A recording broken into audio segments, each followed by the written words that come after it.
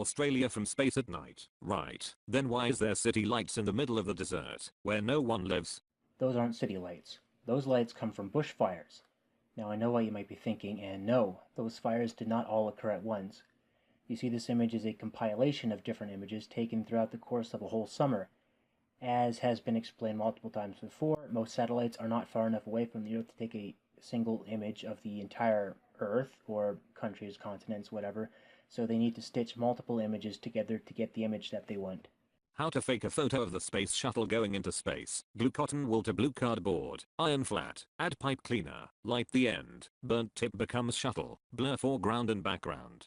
The first time I seen this, I thought, wow, those flat earthers got really clever with this one, creating a fake space shuttle launch image with household items. You could have fooled me. Oh, and here's some footage of the exact same shuttle launch from a different perspective. And here is an image that isn't so blurred out. Oh, but I suppose you would think these images are fake as well. Only a Glober would be stupid enough to think this weren't just an order from KFC. Red Bull's fake space jump. Felix Baumgartner supposedly ascended over 23 miles, which took 2.5 hours. He launched from New Mexico and landed in New Mexico, 55 miles away. Did the Earth forget to spin? You already admitted he moved 55 miles from where he took off, but we can just assume the wind caused most of the movement. The reason that he didn't end up in the Pacific Ocean or wherever after his 25-hour ascension is because he, along with his balloon and along with the atmosphere around him, were moving in correlation to the Earth's rotation. You can simulate this effect simply by driving a car with the windows closed. Said the Earth is pear-shaped, but forgot about these perfect spheres. Flat Earthers like to use this quote from Neil deGrasse Tyson from over a decade ago. When you spin pizza dough, it kind of flattens out. Yeah. It gets wider in the middle. And so Earth, throughout its life, even when it formed, it was spinning. And it got a little wider at the equator than it does at the poles. So it's not actually a sphere. It's oblate. And officially it's an oblate spheroid. That's what we call it. But not only that, it's slightly wider below the equator than above the equator. A little chubbier. A little chubbier. Yeah. Chubby's a good way. It's like pear-shaped. Now, to a low IQ individual, it might seem like he's stating that the Earth is pear-shaped, but that simply isn't what he's stating. Tyson was simply giving an example of an oblate-shaped object, like a pear.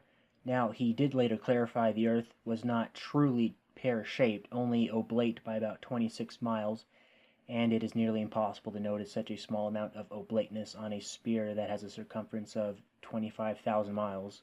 If gravity is not strong enough to stop a small stream from flowing to its lowest point, then what is stopping the oceans north of the equator from emptying into the oceans south of the equator? This is what the Earth would look like if we lived on a globe. Gravity is a pseudoscience, a theory that cannot be proven. I don't even know how to respond to this one. If this is how you think gravity works, no wonder you think globers are idiots.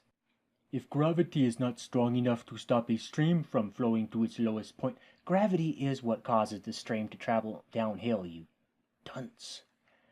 Then what is stopping the oceans north of the equator from emptying into the ocean south of the equator? The center of the Earth's gravity is located at the center of the Earth's mass, not at the South Pole. I'm not sure if this is a meme here or if it's just a troll. It's really, really hard to tell with these people. A gaseous body cannot exist adjacent to a vacuum without something separating the two. Research Flat Earth. No. How about you do some research on how vacuums work? From what I see in your little cartoon, I assume you believe that vacuums suck everything around them, which isn't necessarily true. Say you're in the vacuum of space and your spaceship's window breaks. What happens is the air gushes out of the spaceship trying to fill up the empty void to no avail. The vacuum of space isn't sucking anything out. What's happening is the matter, or the oxygen, is trying to fill up the empty void, which isn't necessarily possible.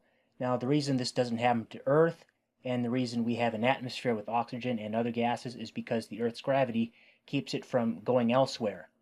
Of course, if you're in a spaceship out in space, there's no gravity to keep that oxygen in place. Oh, I forgot.